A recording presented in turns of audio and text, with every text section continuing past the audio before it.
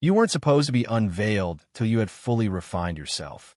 Therefore, when you say, "I'm reserved," you're not only asserting your identity, you're also advertising your time. You're admitting that your concealment served as preservation rather than punishment. And now your revelation will have more significance as the globe starts to tremble, because it hasn't been a wasted season of being set aside. Every chosen life has a point at which the sound of caution overwhelms the sound of consolation. On a clear day, that moment arrives like thunder. You're startled. It makes you uneasy. It helps you recognize that you can't keep going down the same route. Before the following shift, this is the last warning. Many people act as if tomorrow is certain. They put off obeying because they believe they will always have time to alter, repent, and return. However, when compassion is opposed, it is not limitless. God's patience is lengthy, yet is not in vain. The Spirit's whispers should not be disregarded, because every whisper is a summons to go toward preservation and away from destruction. Imagine a watchman positioned atop an old city's walls. He looks across the horizon. He listens for far-off noises.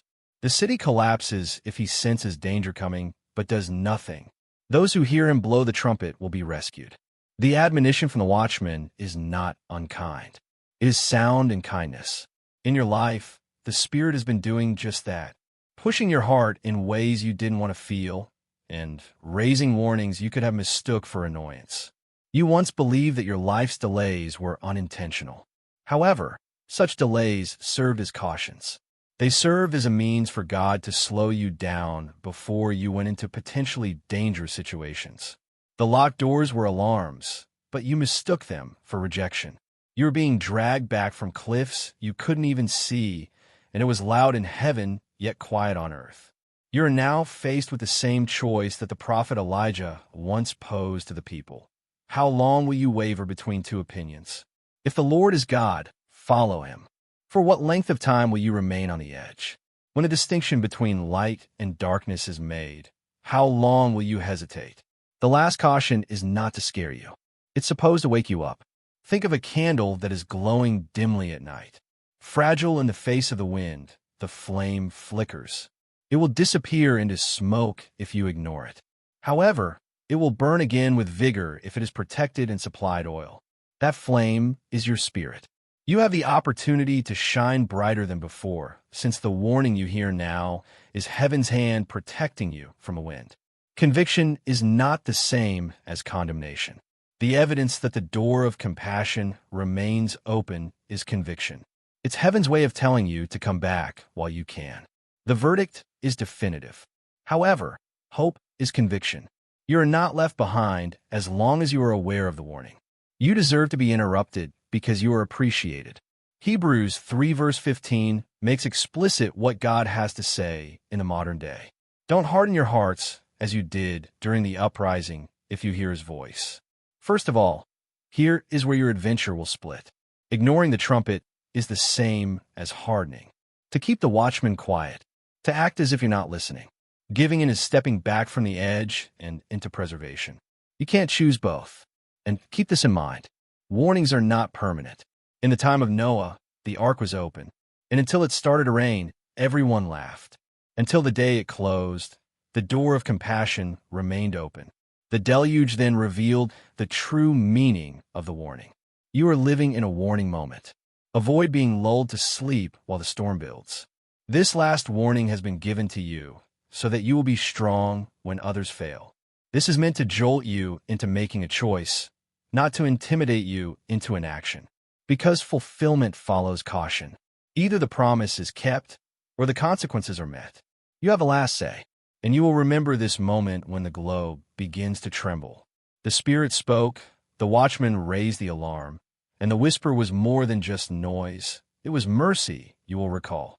And the storm that drowns others will raise you if you pay attention to it. You will be securely carried into destiny by the torrent that carries away the irresponsible. You are now facing the last warning. Keep your ears open. Don't make your heart hard. Heaven is waiting for your response now that the trumpet has sounded. Now is the time to stop, to take a deep breath, to listen. You are not at odds with the warning. It serves as your protection. What others consider a calamity will become your gateway if you accept it. You will not be broken by the tremors. You are made to stand, and it will show. You don't know how powerful your voice is. Speaking causes more than just the air to vibrate. Spirits are being released. All words are seeds. There is a spark in every prayer. A stone is thrown into the rivers of eternity with every proclamation, causing reverberations that extend beyond your visual range. Silence was not required of you. You were asked to use your voice to fight a battle. Do you recall David's position in front of Goliath? He lacked both towering strength and armor. No benefit from this world. I come against you in the name of the Lord, he said, carrying a voice and a statement. You come against me with sword and spear. A valley was rocked by the voice. A fight was moved by that voice. Before the stone even came out of his sling, that voice announced triumph. And your speech has that same power. Darkness trembles and the invisible bends when you open your voice with trust. Like tiny threads before fire, the bonds that bound you and other people break. You have a big voice. In spirit, it's a trumpet. Even though you may believe that you are whispering, your whisper is louder than thunder in the invisible world. Consider your words to be arrows. Your prayers are like a fire-tipped arrow that pierces the mists of confusion and hits targets the adversary believed were safe. That's why many have condemned your silence so harshly. The adversary attempted to persuade you that your words were meaningless because of this. He is aware of the power of your voice. The beauty is found here. Your speech creates light instead of destroying it. It may provide direction to wayward lives, strength to frightened minds, and consolation to weary hearts. Proverbs tells us, the tongue has the power of life and death. You hold the power to plant life with every sentence. But for this sound to reach further, it needs carriers. Imagine a flame on a candle. It glows, but its reach is small. Place that same flame into a lantern, and suddenly the light travels further. Lift the lantern high, and the flame becomes a beacon. That is what happens when you share. When you subscribe, it is like lifting the lantern higher so the light can reach more souls wandering in the night. And about giving, hear my heart clearly. You become immobile as a result, and there's more. Your mere presence bears weight if you have been marked by fire. People see you as resilient. People may not be aware of your tale, yet when you enter a room, things change, not because of titles or praise, but because you overcame what others could not. No certificate, no honor, no crown of men could ever give you the power that fire had given you. Heaven rewards those who stood amid ashes and refused to bend, while the world celebrates well-polished triumphs. Despite being invisible, that crown is indisputable. It's the reason you don't belong where you used to. That's why having superficial discussions wears you out. Why fleeting pleasures are no longer enough. Fire transformed you, and now you can only be filled with the eternal. Think about the silver refining process once again. The metal is heated by artisans until impurities are brought to the surface. They repeatedly scrape the dross away. Until the silversmith can see his reflection in the metal, the fire will not go out. Through one tribulation after another, God has accomplished that in you. According to what is disclosed in James 1 verses 3 to 7, he has been eliminating the superfluous and molding you until his own image shines back. Because you are aware that endurance comes from putting your faith to the test. Your survival carries a weight. You survived the fire, but not everyone who went and did. By divine preservation, not by your own might. That survival is not arbitrary. It's accountability. You live to show others that fire is not the end, not only for yourself. Type amen to embrace the angel's blessings. Show your support by giving super thanks up to $20. The prophesy that needs to be heard by others is your tale. Don't hate your wounds. They are sacred proof. The world is told that you walked on fire and emerged with your inner fire still burning. Every furnace was a school. They remind you. Every breakup is a gateway. Every prayer that goes unanswered is a prelude to greater glory. And the scars on your life will become your authority when the shaking occurs, as it will. You will remain calm while others panic. As others fall apart, you will remember the furnaces you made it through and know that this tempest will also pass. You won't just put up with the trembling. You'll help others get through it. Fire has marked you, and you're no longer afraid of fire. It knows who you are. It is aware that you have survived it. The fire is now your crown, your mantle, and your testament. And it is impossible to remove that crown. Additionally, keep in mind that endurance is more than simply survival. It is change. The thing that once attempted to destroy you now speaks for you. You have been crowned by the same fire that damaged you. And those who are still navigating the flames will be guided by its radiance. You've been shadowed by rejection. It was intolerable at times. The statements made against you. The doors did not open. When you needed them most, their faces turned away. These experiences left you with significant emotional scars. However, what seemed to be desertion was never really abandoned. It was a reservation. What others left behind. Heaven was getting ready to assert itself. Consider this. The voice of God in your life may have been muffled if everyone who had previously pledged to remain had really stayed. If all the chances you pleaded for had come your way. It may have constrained you to a less complete version of yourself. You were not punished for what you lost. It served as defense. God filled the voids that were left behind and turned them into hallowed ground. I'll tell you about a young guy who was misunderstood for years. His aspirations were too big for his family to comprehend. He got envy instead of cheers. He was thrown into trenches, neglected in jails, and ridiculed as if he had no future, instead of being supported or betrayed. But God was keeping him for a palace in the quiet of rejection. And every nay became the foundation for a bigger yes when the moment was perfect. Joseph was that guy. History is not all that his trip is. It's a reflection of you. The end is not rejection. It's the prelude to the revelation. God was able to intervene because of the same hands that pushed you out. You deserve more than just regular acceptance. You have a heavenly appointment prepared for you. Your soul could never rest in shallow areas because of this. Why you are never happy with shallow relationships. Why does success seem meaningless without a purpose? Consider yourself a diamond that has been extracted from the ground. Miners first throw away the nearby rocks as worthless debris. Everything that seems normal is crushed and thrown away. The actual diamond only shows its brightness after being cut, polished, and burned. You are that, because heaven was guarding the diamond. The rejection was the throwing away of the debris. You cannot live insulted because of this. You lose sight of the benefits of being reserved when you are offended. Joseph would never have brought knowledge to Pharaoh's court if he had remained resentful. You will miss the splendor of what is to come if you continue to be upset at those who have departed. It was not your adversaries who brought you to ruin. They were your destiny's ushers. Pay close attention to this reality. In the second letter to the Corinthians, the apostle reminds us. Verse 17 of chapter 4. Because our fleeting sorrows and lightness are leading to an everlasting grandeur that surpasses all of them. The weight of the planned grandeur was far heavier than the rejection you experienced. There is more depth, durability, and dignity in what is ahead than in what lies behind. Those that fail to recognize your worth do not determine your life. The God who set you apart for his purpose defines your existence.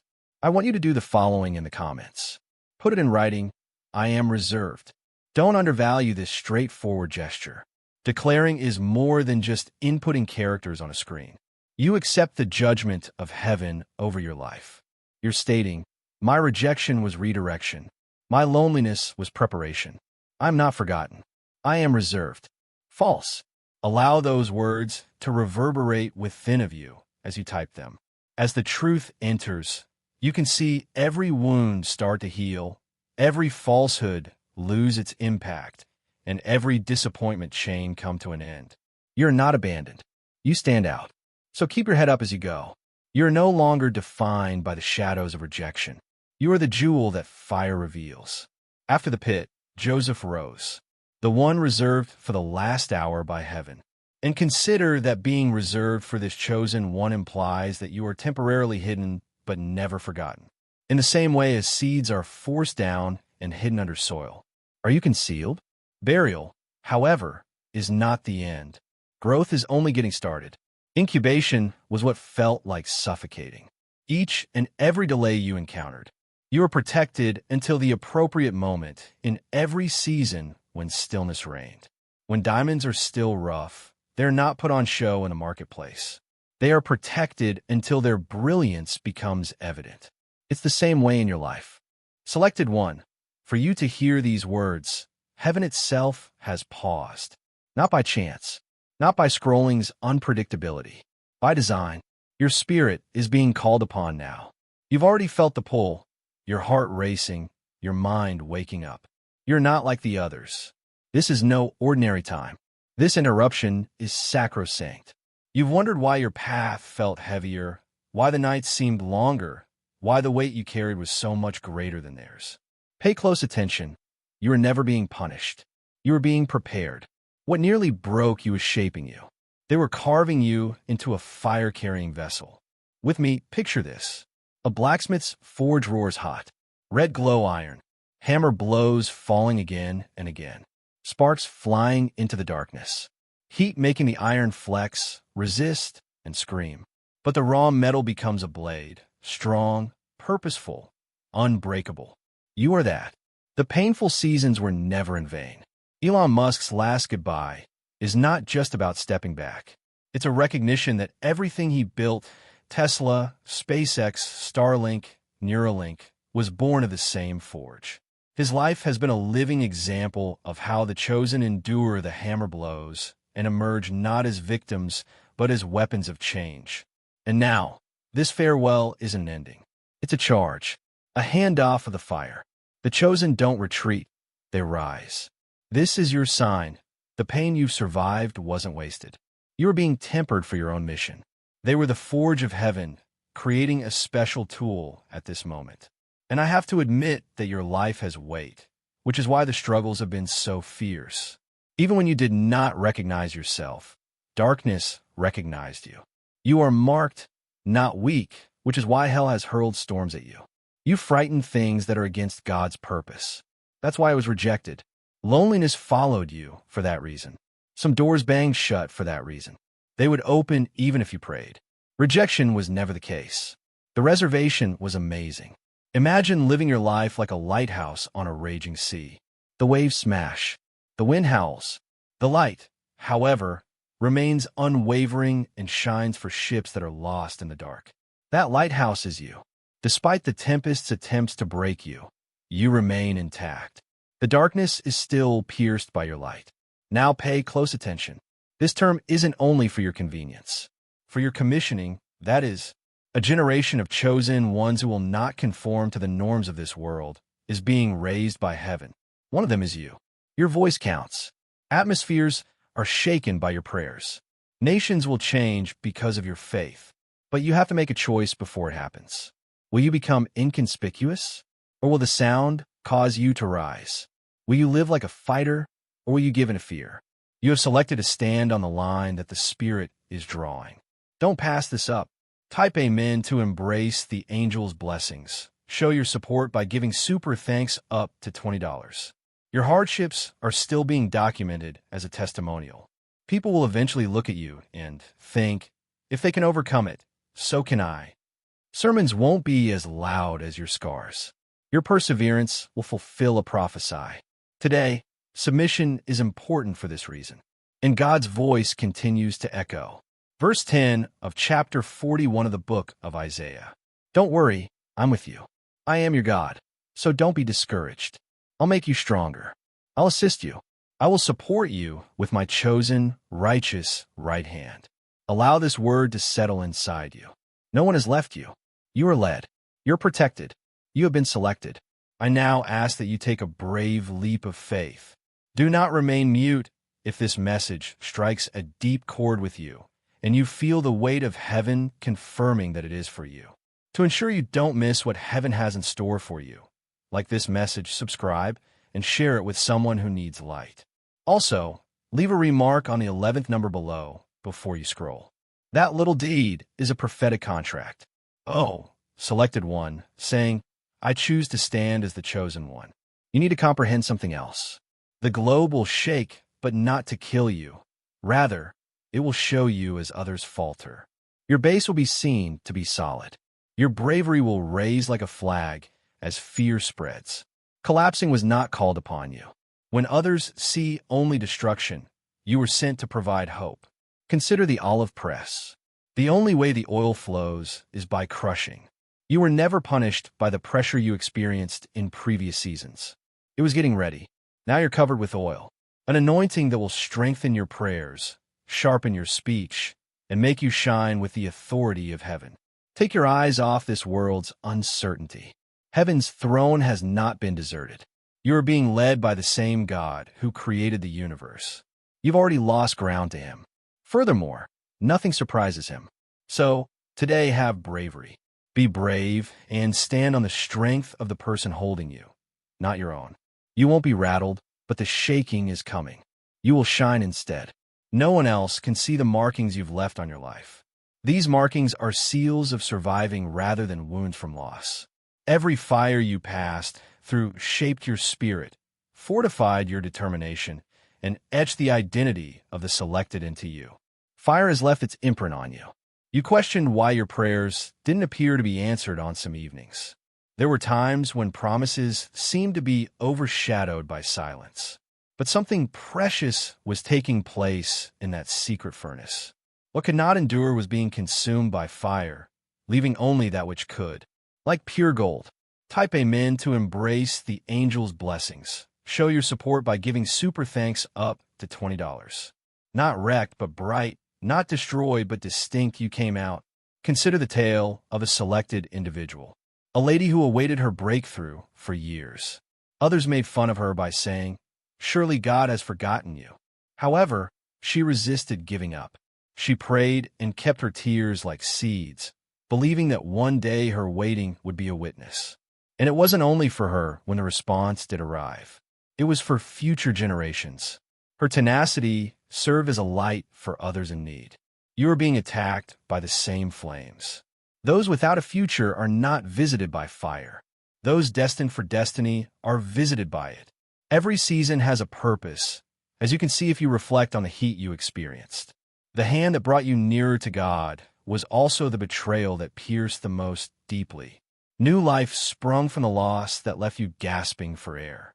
You're not just standing here. You are proof that what God saves cannot be destroyed by fire. Imagine it this way.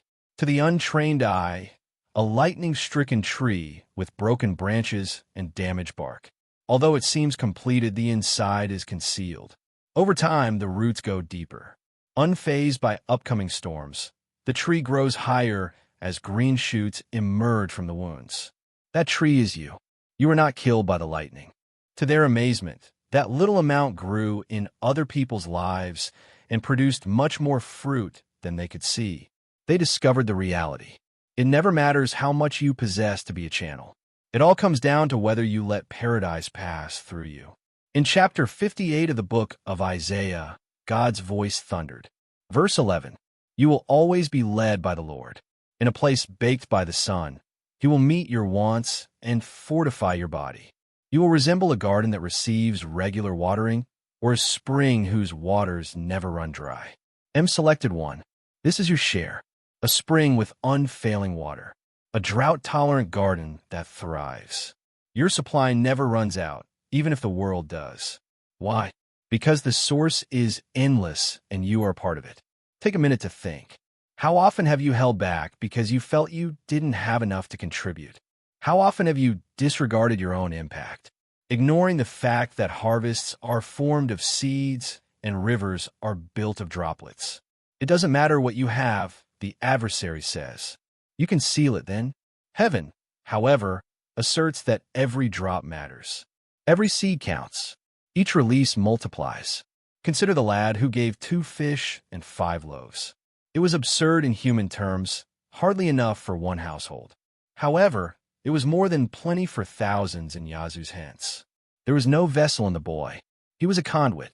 Many people were nourished by what he left in his hand. A seemingly little thing turned into a flood of sustenance. You stop asking when you're a channel. What happens if I start declaring and run out? What if I go overboard? It indicates that you are flowing instead than clinging. It implies that you live with your hands open, understanding that each release serves as a link between the wealth of heaven and the needs of earth. Think of an arid hamlet where people are carrying buckets to a riverbed that is fractured. They wait for rain every day, but the heavens are still closed. Abruptly, a spring emerges from the rock. It starts off little before gushing water all over the place. Everything changes that spring. Crops develop, kids chuckle, families prosper. When you let yourself be selected as a channel, that spring is you. From vessel to channel, from retaining to flowing, from scarcity to plenty. This is the change that heaven is bringing about. You're not just supposed to hold light. It is intended for you to discharge it into shadowy areas. Blessings are not your only purpose. They're supposed to be distributed by you. The mystery is right here. You get more full the more you flow. Due to its connection to the mountain, the spring is not afraid of drying up. Because the current is limitless, the wire is not afraid about losing power. Because it is supported by the subterranean river, the garden is not afraid about drought. That's the case with your selected one. Enter this reality with courage. A stagnant vessel is not you. A live channel is you. Allow everything comes to you to pass through you as well. Because this source never ends, you will discover that you never run out of energy. Selected one. Hear this clearly. Money is not inherently bad. It doesn't tarnish your spirit or bind you to your fate. Yes, it corrupts when in the wrong hands, but becomes a crown when in the right hands. The issue is not with gold or silver. Heaven has set you aside, and you are being taught to wear riches as glory rather than as a master. That is the heart that clings to them.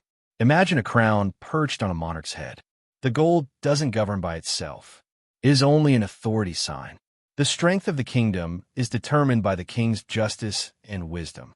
Similarly, having money does not guarantee that it will control you.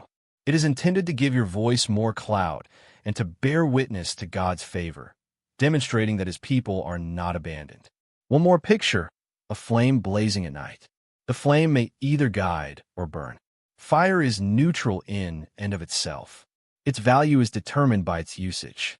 The same is true of riches. Some people's greed consumes everything around them. However, in the hands of the chosen one, it illuminates the road, drives out darkness, and warms the cold. One of the chosen ones once grew up thinking that money was filthy. A diversion from holiness is a curry. They often apologized for their lack of necessities and lived with little. When the chance came, they shrank.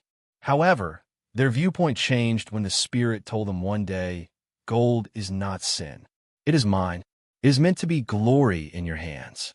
Instead of apologizing for their riches, they started using their resources and vision to steward it. They created, donated, raised, and cured. They learned that, in their hands, wealth was a weapon rather than an adversary. In Deuteronomy 8 verse 18, the prophet says, "But remember the Lord your God, for it is he who gives you the ability to produce wealth, and so confirms his covenant which he swore to your ancestors as it is today." Don't ignore this fact, chosen one. Being wealthy is not a coincidence. God gave you the capacity to make it as a gift, a covenantal symbol, and a reminder that you are walking in the promises made to you long before you were ever born. It's not only for your comfort when you succeed.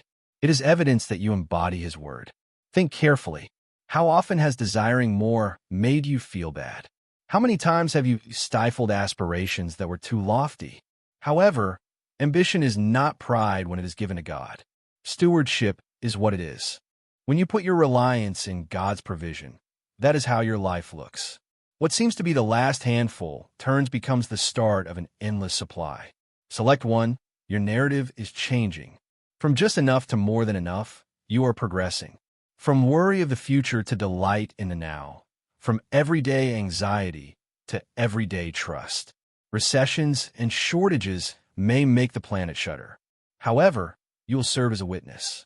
Measureless provision is real, because the storehouse in heaven never shuts. Walk in this truth and keep your hands open. Imagine yourself as a child of the King, drawing freely from an infinite supply of wealth, rather than as a beggar looking for crumbs. You no longer have to worry about provision. You can be sure of it. Selected one. Allow this to sink deeply within you. Your narrative of need is over. You now operate under a new banner, one painted copiously, grace and a plenty of resources. Every day that lies ahead has its own style, its own oil, and its own produce. Choosing one, you won't run out. You have experienced the grasp of shortage, traversed the valley of delay, and seen the course of divine transactions.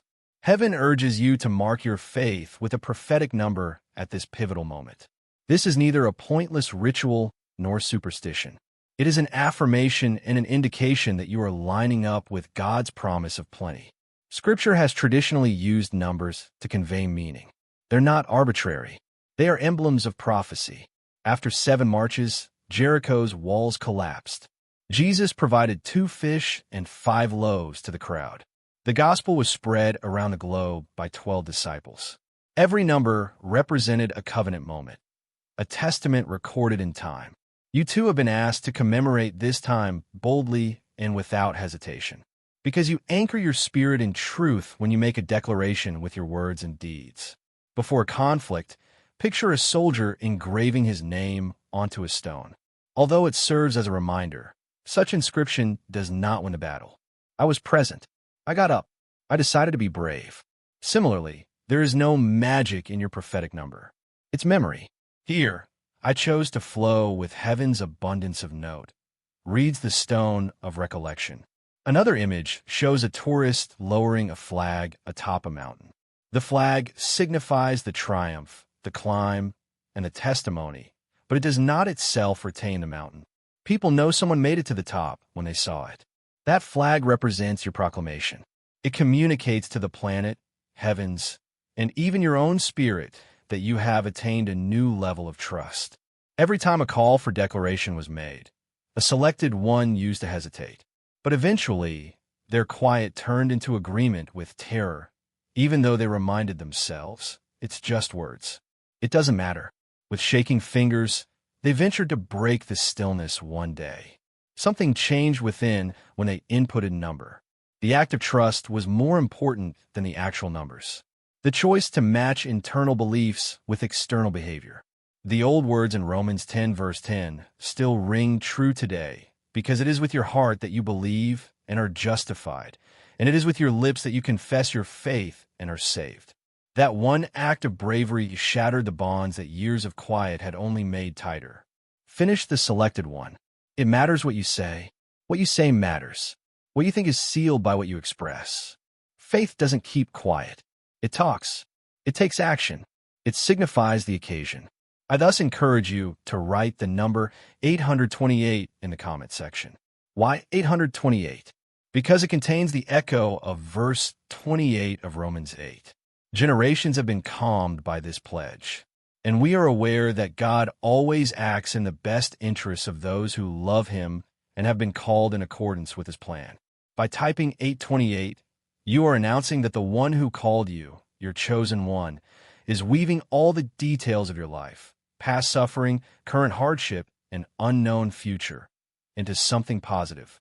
This has nothing to do with copying numbers on a screen. It has to do with deciding to agree with heaven. That number will serve as a constant reminder to you that nothing is wasted, that even the shattered parts are being molded into something beautiful. It will serve as a reminder that you are not forgotten, abandoned, or undervalued. You have been selected, and the purpose of writing your narrative is to get you fame. Don't undervalue this deed. You are testifying for everyone that will see it when you announce 828, not just for yourself. Your announcement could be the flame that rekindles their optimism even if you never get to meet them. A seemingly little gesture turns out to be a spiritual trumpet blow. Take a moment to visualize this. A big auditorium crowded with selected people from all across the world.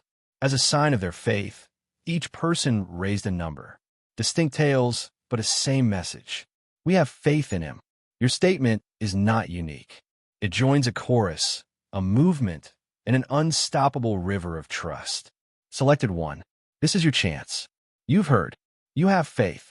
You make a declaration now.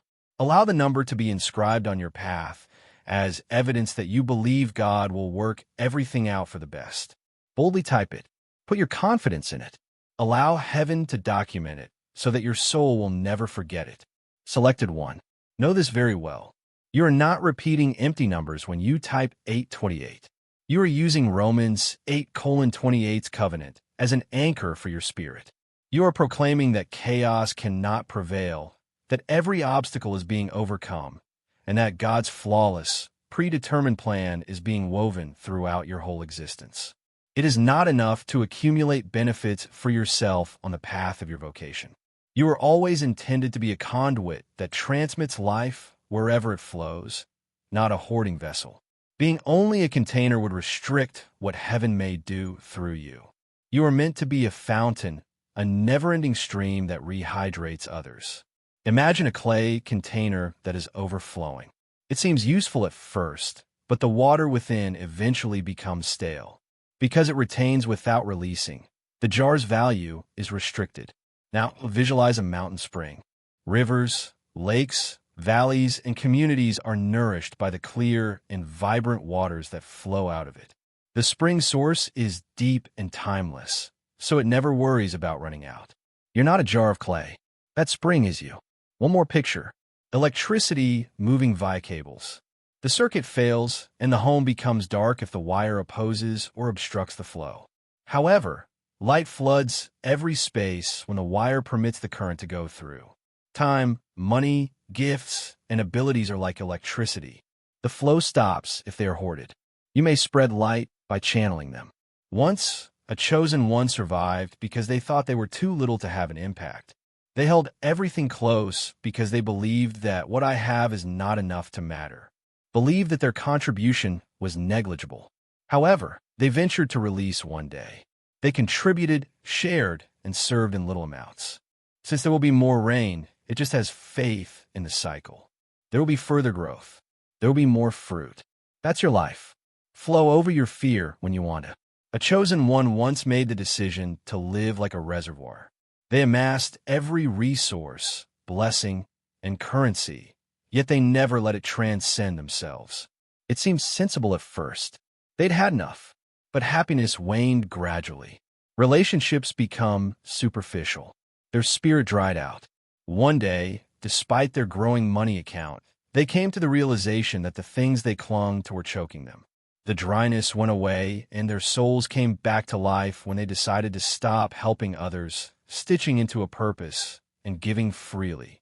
What you're studying now, they found. Life is flowing. It is not being held. A person who is generous will thrive, according to Proverbs 11, verse 25. The person who revitalizes others will also be revitalized. This is a law from God. You are renewed when you replenish others. You receive when you relinquish. You develop when you let go. Since the cycle is woven into the very fabric of existence, it cannot be broken. I thus ask you to join this flow. Selected one. Let this message continue to resonate with you if it has sparked your heart and lifted your spirits. As if you were sowing a seed that would grow much beyond your garden, not out of habit. Give it out as if you were lighting a lamp in the night to help the darkness wane. Subscribe as if you were securing your place next to a river, guaranteeing that you would never run out of water, rather than as a simple click. And if your heart is moved more, give as if you were filling a lamp with oil, so that the light never goes out and many more might find their way home, rather than because you have to. Consider it this way. A lighthouse's illumination is the result of many bricks and stones being placed together, not a single beam. No matter how big or tiny our contribution is, it becomes one of those stones. Together, they create something that calls out to ships adrift in the storm and shines far beyond the coast. No matter how much you donate, it goes toward that lighthouse. The light is dimmer without it. The light is stronger with it. Or picture a garden. An whole community is suddenly fed by the harvest when one person plants a single seed, another waters it, and yet another cares for the soil. When you give alone, that's what occurs. Even while your seed can seem little, when combined with others, it produces a harvest that outlasts you. Let me be quite clear. Choose one. Pressure is never the issue here. Fear is never the issue. Whether you donate or not, you are entitled to God's promises. He has an unwavering love. Giving, on the other hand, is your invitation to join His flow. You have the option to live like a river rather than a pond. And you become a part of something far bigger than yourself when you make that decision. Therefore, today, let your actions be willing, attractive, and free. As if you were stitching seeds. As if you were passing fire, share. As if you were anchoring yourself by endless waves, subscribe. Give as if you were putting oil on the eternal fire. Every action is optional, but they all have everlasting weight. Additionally, keep in mind that nothing is lost when one candle illuminates another, but the light in the room becomes brighter. A river that irrigates the fields runs more forcefully rather than drying up.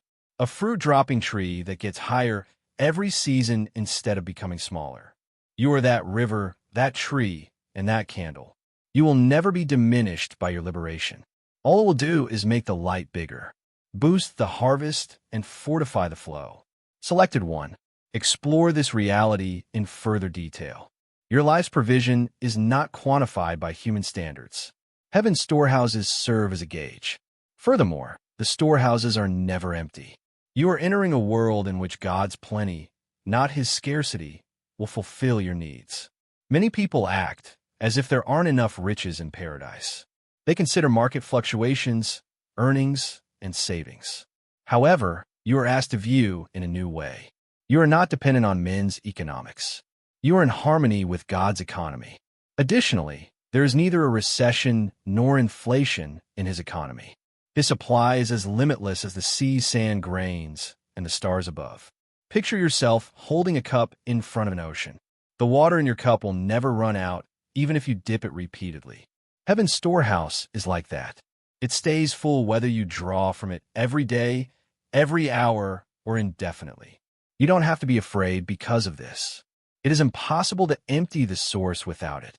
One more picture. In the woods, consider the manna. The Israelites never went hungry because they collected every morning and had nothing to stockpile. New provisions appeared with every daybreak. Fearing the supply of tomorrow, some attempted to stockpile. The lesson, however, was obvious. What they kept ruined. Don't trust the hoarded gift, trust the giver. That's how heavenly providence moves. Even if you may not see tomorrow's bread today, it will exist when the time comes. A chosen one who lived paycheck to paycheck previously existed, constantly worried about running out. Each month was a struggle. Every purchase carries some risk. Then one day, they made the decision to put God's promises to the test. They opened their hand rather than tightening their grip. They talked of trust rather than fear. Opportunities came slowly, first tiny, then bigger. It went from being just enough to being more than enough. The change was not in quantity, but in attitude, from fear to confidence, from scarcity to plenty. The old words found in verse 19 of chapter 4 of the letter to the Philippians. My God will provide for all of your requirements based on the abundance of his glory in Christ Jesus if you bear everlasting weight. Selected 1. Seize this promise. Not all needs. Not in accordance with the boundaries of your salary. Not in accordance with your necessities on occasion, but in accordance with his splendor. Can you tell the difference? Your strength does not determine your supply. It is based on his plenty. The virtuous may live openly because of this. They are able to donate. They are able to let go. Knowing that the source is safe allows them to act with trust. A youngster asks their father for food without fear. They don't question if there will be sufficient. They have faith in the provider's love and strength. That must be the case with you. Think for a moment. Where have you been living as if paradise were impoverished? In what instances have you allowed your fear of scarcity to prevent you from pursuing your goals? Because your perspective on provision influences how you live, these questions are important. You will hide, hoard, and shrink if you think there will never be enough. However, you will act bravely, give freely, and live completely if you trust in the richness of heaven. Consider Elijah in the midst of the famine. All a widow had was a little amount of oil and a handful of flour. Before she and her son passed away, she got ready to cook their last lunch together. However, the oil never ran empty and the container never emptied when she chose to release it in obedience. When you put your reliance in God's provision, that is how your life looks. What seems to be the last handful becomes the start of an endless supply. Select one. Your narrative is changing. From just enough to more than enough, you are progressing. From worry of the future to delight in the now. From everyday anxiety to everyday trust. Recessions and shortages may make the planet shudder. However, you will serve as a witness. Measureless provision is real, because the storehouse in heaven never shuts. Walk in this truth and keep your hands open. Imagine yourself as a child of the King, drawing freely from an infinite supply of wealth, rather than as a beggar looking for crumbs. You no longer have to worry about provision. You can be sure of it. Selected one. Allow this to sink deeply within you. Your narrative of need is over. You now operate under a new banner, one painted copiously, grace and a plenty of resources. Every day that lies ahead has its own style, its own oil, and its own produce. Choosing one, you won't run out. You have experienced the grasp of shortage, traversed the valley of delay, and seen the course of divine transactions. Heaven urges you to mark your faith with a prophetic number at this pivotal moment. This is neither a pointless ritual nor superstition. It is an affirmation and an indication that you are lining up with God's promise of plenty. Scripture has traditionally used numbers to convey meaning. They're not arbitrary. They are emblems of prophecy. After 7 marches, Jericho's walls collapsed. Jesus provided 2 fish and 5 loaves to the crowd. The gospel was spread around the globe by 12 disciples. Every number represented a covenant moment, a testament recorded in time. You too have been asked to commemorate this time boldly and without hesitation, because you anchor your spirit in truth when you make a declaration with your words and deeds. Before conflict, picture a soldier engraving his name onto a stone. Although it serves as a reminder, such inscription does not win the battle. I was present. I got up. I decided to be brave. Similarly, there is no magic in your prophetic number. It's memory. Here, I chose to flow with heaven's abundance of note, reads the stone of recollection. Another image shows a tourist lowering a flag atop a mountain. The flag signifies the triumph, the climb, and the testimony, but it does not itself retain the mountain. People know someone made it to the top when they saw it. That flag represents your proclamation. It communicates to the planet, heavens, and even your own spirit that you have attained a new level of trust.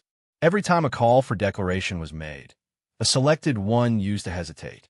But eventually, their quiet turned into agreement with terror, even though they reminded themselves, it's just words. It doesn't matter. With shaking fingers, they ventured to break the stillness one day.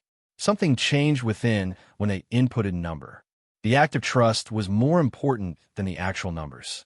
The choice to match internal beliefs with external behavior. The old words in Romans 10 verse 10 still ring true today, because it is with your heart that you believe and are justified, and it is with your lips that you confess your faith and are saved. That one act of bravery shattered the bonds that years of quiet had only made tighter. Finish the selected one. It matters what you say. What you say matters. What you think is sealed by what you express. Faith doesn't keep quiet. It talks. It takes action. It signifies the occasion. I thus encourage you to write the number 828 in the comment section. Why 828? Because it contains the echo of verse 28 of Romans 8. Generations have been calmed by this pledge, and we are aware that God always acts in the best interests of those who love Him and have been called in accordance with His plan.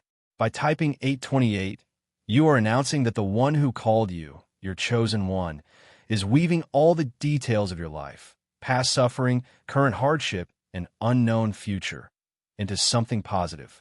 This has nothing to do with copying numbers on a screen. It has to do with deciding to agree with heaven. That number will serve as a constant reminder to you that nothing is wasted, that even the shattered parts are being molded into something beautiful. It will serve as a reminder that you are not forgotten, abandoned, or undervalued. You have been selected, and the purpose of writing your narrative is to get you fame. Don't undervalue this deed. You are testifying for everyone that will see it when you announce 828, not just for yourself. Your announcement could be the flame that rekindles their optimism even if you never get to meet them. A seemingly little gesture turns out to be a spiritual trumpet blow. Take a moment to visualize this. A big auditorium crowded with selected people from all across the world. As a sign of their faith, each person raised a number. Distinct tales, but a same message. We have faith in him. Your statement is not unique. It joins a chorus, a movement, and an unstoppable river of trust. Selected one. This is your chance. You've heard. You have faith. You make a declaration now. Allow the number to be inscribed on your path as evidence that you believe God will work everything out for the best. Boldly type it. Put your confidence in it. Allow heaven to document it so that your soul will never forget it. Selected one. Know this very well. You are not repeating empty numbers when you type 828. You are using Romans 8:28's covenant as an anchor for your spirit. You are proclaiming that chaos cannot prevail, that every obstacle is being overcome, and that God's flawless, predetermined plan is being woven throughout your whole existence. It is not enough to accumulate benefits for yourself on the path of your vocation. You are always intended to be a conduit that transmits life wherever it flows, not a hoarding vessel. Being only a container would restrict what heaven may do through you. You are meant to be a fountain, a never-ending stream that rehydrates others. Imagine a clay container that is overflowing. It seems useful at first, but the water within eventually becomes stale. Because it retains without releasing, the jar's value is restricted. Now, visualize a mountain spring. Rivers, lakes, valleys, and communities are nourished by the clear and vibrant waters that flow out of it. The spring source is deep and timeless, so it never worries about running out. You're not a jar of clay. That spring is you. One more picture. Electricity moving via cables.